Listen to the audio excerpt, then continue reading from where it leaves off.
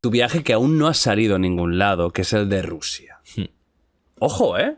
Has estado en Rusia en el momento más complicado para los europeos y para los americanos y para los occidentales, porque ahora mismo está como defenestrado, ¿no? Tú has estado en Rusia hace poquito. Hace un mes. O sea, es decir, en pleno conflicto con Ucrania. Sí, sí. Llegué aquí hace un mes. Fui a principios de noviembre y llegué a finales de A ver, ya sé que no has publicado nada. Pero cuéntame cosas, hombre. Mira, tío. solo... O sea, voy a contar... Cuéntame cosita. Cuéntame cosita, voy a contar loco. un par de cositas. ¿Hablaste con Putin? También ¿Te tengo... imaginas que me es dices, tengo sí, muchísimo... he estado 3 meses con él? Y digo, ¿cómo? No, tengo muchísimo que contar. Ya no solo de las temáticas, que voy a contar también un poquito, Ajá. porque te comentaba antes una que sé que te gustaría, que es tema lucha. Ah, Pero... sí, de ahí están.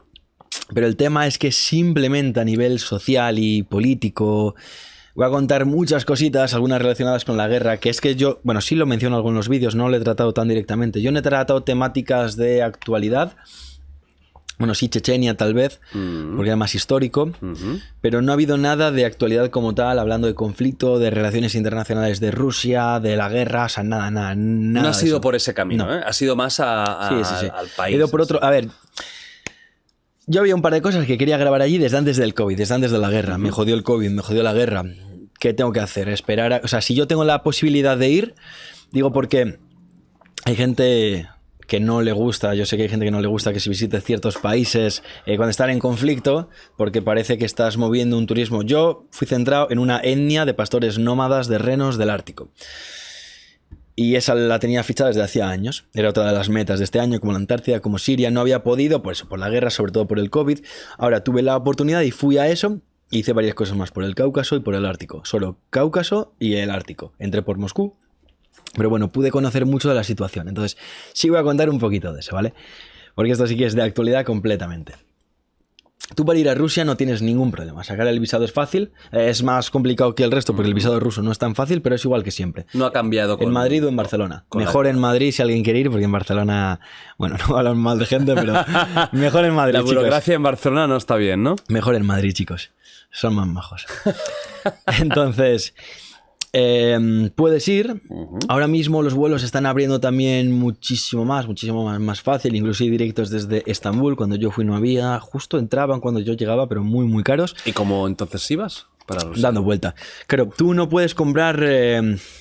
las tarjetas allí no funcionan. Tienes que llevar todo en cash. Ahora lo explico esto. Hostia, no va Mastercard ni... Nada. Tú no puedes hacer transferencias a ningún banco ruso. Por supuesto, las aerolíneas rusas Es verdad que son bancos rusos. les quitaron al principio de la guerra. Creo que Y ahora sigue así. Sigue así. Entonces, comprar a aerolíneas rusas no puedes. Solo puedes a aerolíneas que operen con Rusia, pero no sean de Rusia. Bielorrusia o Azerbaiyán. A través de Estonia, no, pero Estonia lo que se hacía era volar hasta Estonia y entrar por tierra. Bueno, no es tan fácil ir a Rusia, ¿eh?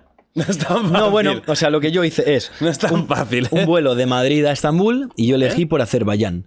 Entonces te metes en Azal, que es la aerolínea esa, en Bielorrusia con la suya, Madrid a Estambul. Vale. Y después con la aerolínea de Azerbaiyán me compro Estambul a Bakú, que es la capital. Bueno, es el Estambul para Moscú, con la escala en Bakú. O sea, Y- son y ya 2 estoy allí. escalas. Sí, 3 En vuelos. Estambul y en Estonia y luego ya directamente... esto con Azerbaiyán, que es lo que yo hice. con O sea, perdón, sí. con Azerbaiyán y luego directamente ya para Rusia. Llegas allí. Joder. La visa fácil, entré y ya está. ¿Qué pasa allí?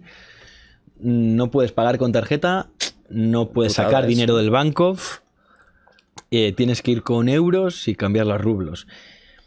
Esto es una mierda, si te quedas sin dinero estás jodido porque a ver cómo haces. Sí. Y también baila muchísimo los presupuestos con los que tienes que manejar, el dinero con el que tienes que contar, porque el rublo baila muchísimo hoy en día. Es irreal el precio que hay en el rublo hoy en día. El rublo ahora mismo se está manteniendo porque la propia Rusia, bueno, no sé mucho de economía, pero es algo así como que la propia Rusia compra su propia moneda para que no el peso, o sea, para que el baje. valor no, para que no baje, pero eso tiene un límite. Porque están perdiendo dinero por hacer eso. Tiene un límite. Es para mantener la economía y que la inflación tan absoluta no se note tanto.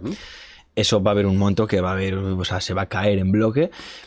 entiendo, desde mis conocimientos en economía supongo que llegará a un límite, pero ahora mismo está mantenido, pero aún así sí tiene esa fluctuación, que lo mismo que una cosa te vale 2.000, mañana son 3.000, mañana 1.500, entonces hay que bailar con eso. Ve con pasta de sobras. Sí, o sea, yo tenía la suerte también de que había un par de colegas que venían más tarde, podían traer algo más. Vale. Tengo un contacto en Rusia que puede meter dinero desde un país de Europa. Y ¿Los móviles funcionaban? Es decir, o sea, una tarjeta SIM. Sí, con sí. una tarjeta SIM, pero de ahí tienes que hacértela. Sí, pero eso es en todos los países. Instagram y Facebook no va porque está vetado desde Rusia. Instagram y Facebook, los dos están vetados. Y Twitter. YouTube no. YouTube sí que podía. YouTube funciona. Pero. Grande, los rusos que me están viendo, un abrazo muy grande para todos ahora mismo, claro que sí, aquí The World Project. YouTube sí que podía, pero Instagram, Twitter y Facebook no. ¿Por qué? Mejor. Y así sobre todo fue como respuesta. La realidad es que fue una respuesta. Si no me estoy equivocando, fue respuesta. ¿Por qué digo? Porque España fue. España no. Oye, ¿tenemos aquí a Putin atacando o qué? Porque queréis. Arréglate la moto, loco. Occidente, no España, sino Occidente. Sí. Fueron los primeros.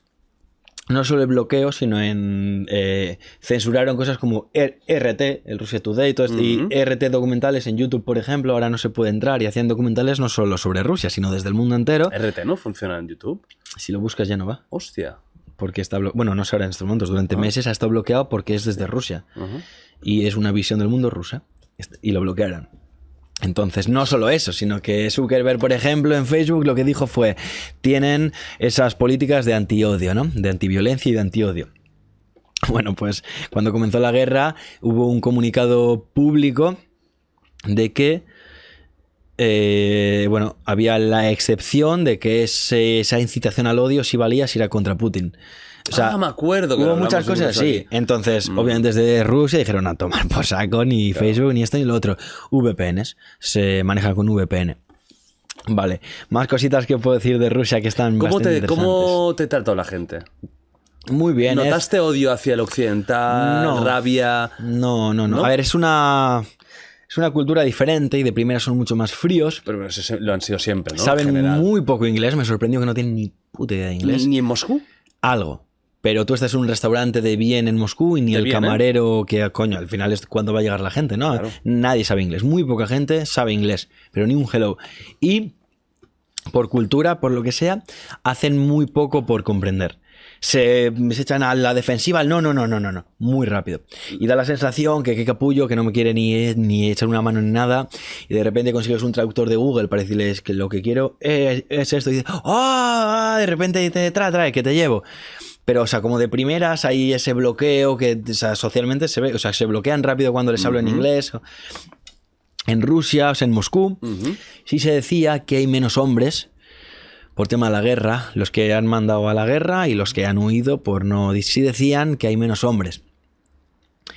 Claro, yo no tenía esa comparación, pero sí estuve, por ejemplo, en el Dagestán, que ahora comentaré un poco más, en el Cáucaso, en zonas rurales.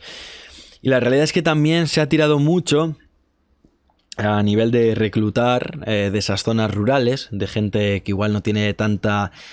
La educación, por supuesto que la tiene hoy en día, lo mismo en un pueblo que en la ciudad, se han ido al colegio, pero no tiene esos medios de reivindicarse, de conexiones en empresas, en la televisión. Sí. Es mucho más fácil de reclutar de un pueblo. Se ha reclutado muchísimo. En Dagestán y en Chechenia, en todos los pueblos, o sea, cuando hablan de decenas de miles de muertos en el ejército ruso, me lo creo. Porque en todos los pueblos había caídos en la guerra de Ucrania, en todos los pueblos. Lo vivías. En uno pillábamos un funeral, en otro pillábamos la bienvenida del hijo muerto, en otro pillábamos tal... Era constante. Todos. Y muchos era también, a este le engañaron, sí era militar, pero le dijeron que iba a un campo para entrenar en no sé dónde y le soltaban en Ucrania. Sí que hay mucha censura o sea, sí que hay la oposición en Rusia no existe, ¿vale? O están muertos, o están en la cárcel, o se han ido del país.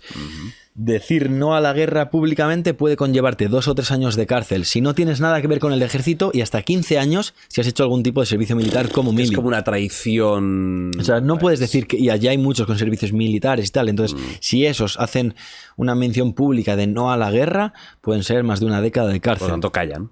Claro, sí. Entonces, quiero decir...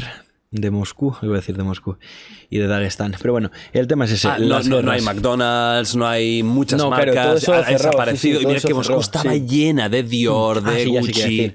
ya sí que iba a decir, sí. Quedan todavía ciertas marcas, pero sí se nota que quedan muchas algunas, cosas... sí. Pero pocas, ¿no? Ciertas concretas, no sé, cada marca ha llevado ese proceso. Hay algunas que salieron inmediatamente y otras llevaron pues igual algo más progresivo. O igual hay diseñadores de moda de Italia, que eso sí que veía, que igual directamente, igual no es una... No es una marca. Que han dicho que se quedan, pero sí veías algunas cosas internacionales y tal. A mí esto me parece muy hipócrita y lo he dicho siempre. Creo que no tienes que culpar a los rusos de lo que haga un presidente. La gente de ahí es como si un día el gobierno de España se vuelve loco. Familia segunda rusa viviendo en España, gente humilde. Normal, personas normales, buenas y malas. Han estado, sigue bloqueado. Por ejemplo, por suerte de la pareja, solo uno de los dos, ella, es rusa. Y tiene bloqueados todos los bancos. Pero de esos bancos hay que pagar no solo facturas, sino el autónomos y ¿Qué culpa demás, tiene ella? Era imposible. Y, o sea, es un ejemplo de miles que habrá en España. En España hay muchos rusos y en Europa, ¿no? ¿Cómo pagas al banco? ¿Cómo pagas tus facturas? ¿Cómo pagas al propio gobierno que te reclama la tasa de autónomos y demás si no puedes pagar? Eso está pasando y sigue pasando ahora.